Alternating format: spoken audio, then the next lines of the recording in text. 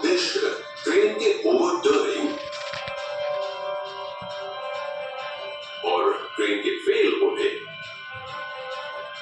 और क्रेन से लोड नीचे गिर जाने और लोड या मशीन से किसी को चोट लगने या किसी अन्य संबंधित स्थिति को कम करने के लिए आवश्यक नियंत्रण उपायों की पहचान करना है। खतरों को टालने के लिए इस पर गौर करने की जरूरत है कि और इससे जोखिम पैदा होता है। उसके बाद ऐसे जोखिमों को दूर करने या उन्हें कम करने हेतु हर संभव प्रयास किया जाना चाहिए। लिफ्टिंग प्लान में लोगों की position, crane placement, signalling, lifting का तरीका और टीम के लोगों की भूमिका निश्चित करता है। अनधिकृत प्रवेश को रोकने के लिए लिफ्टिंग जोन को बैरिकेड किया जाना चाहिए। लिफ्टिंग के सभी टूल्स एंड टैकल्स को हर बार उपयोग से पहले जांच लें। ये नियम सभी संयंत्रों के ओवरहेड ट्रेन्स पर भी लागू होता है।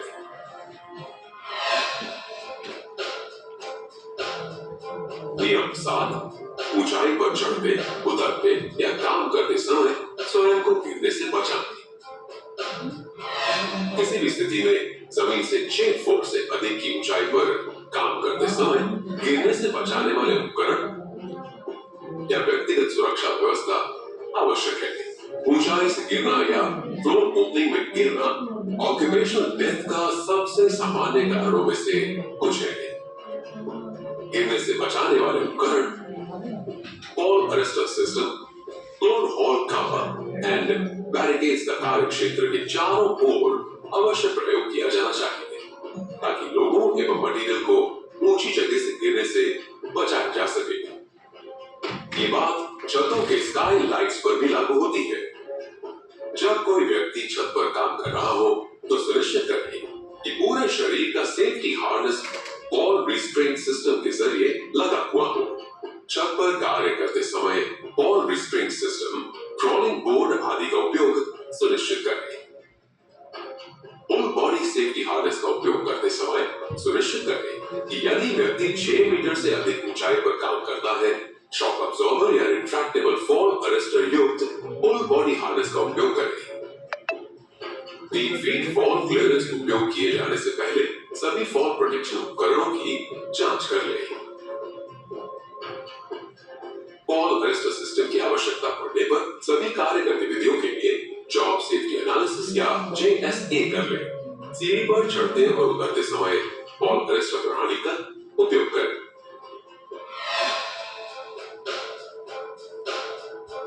नियम 8, कन्फाइंड स्पेस में प्रवेश करने से पहले लिखित अनुमति हासिल कर लें और सुरक्षित वातावरण सुनिश्चित कर लें।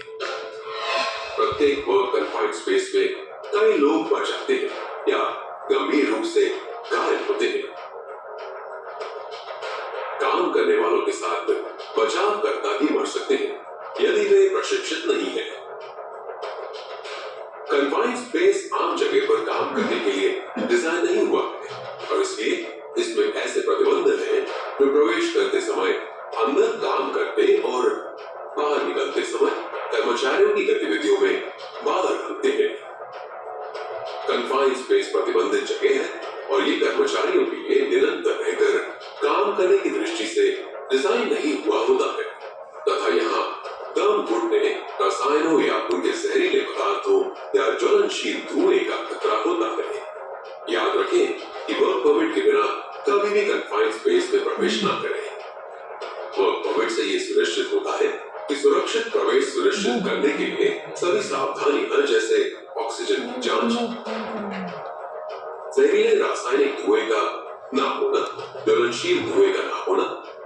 वर्क परमिट कन्फाइंड स्पेस के भीतर सुरक्षित स्थिति सुनिश्चित करता है और इल्यूमिनेशन लेवल, पर्याप्त एग्जॉस्ट या पोस्ट वेंटिलेशन एवं कन्फाइंड स्पेस अटेंडेंट की हमेशा मौजूदगी की पुष्टि करता है।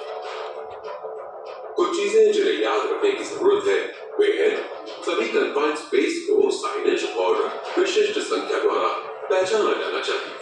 परमिट जारी किए जाने के लिए रिस्क असेसमेंट आवश्यक होता है। केवल सक्षम व्यक्ति ही प्रवेश के लिए परमिट जारी कर सकता है। इसके अलावा कन्फाइंड स्पेस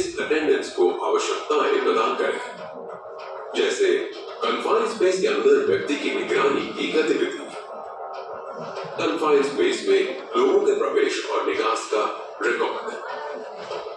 आपात स्थिति के दौरान बचाव दल के साथ समन्वय। Calibration gas test machine. बचाव के लिए पर्याप्त व्यवस्था वहां मौजूद होनी चाहिए और वर्कों में जारी किए जाने के दौरान इसका सत्यापन होना चाहिए। पर्यावरण की प्रकृति समझा हुआ और नियंत्रित होना चाहिए। नियम 9। सुरक्षा के लिए महत्वपूर्ण उपकरण को निष्क्रिय करने या किसी भी स्थापित सुरक्षा पद्धति या प्रक्रिया या सुरक्षित परिचालन सीमाओं को दरकिनार करने के लिए लिखित अनुमति प्राप्त करें। हमारे कुछ बिजनेस साइट जैसे power plants, LPG, energy terminals, LNG gas line network आदि ऑपरेटिंग प्रोसेस और उपकरण ऑटोमेटिक सेफगार्ड से सुसज्जित है, जैसे अलार्म और इंटरलॉक्स, जो असामान्य स्थितियों में या तो ऑपरेटर को चेतावनी देते हैं या अपने आप बंद हो जाते हैं या प्रक्रिया समाप्त कर देते हैं, ताकि सुरक्षा या पर्यावरण से जुड़ी कोई भी गंभीर घटना न घटे।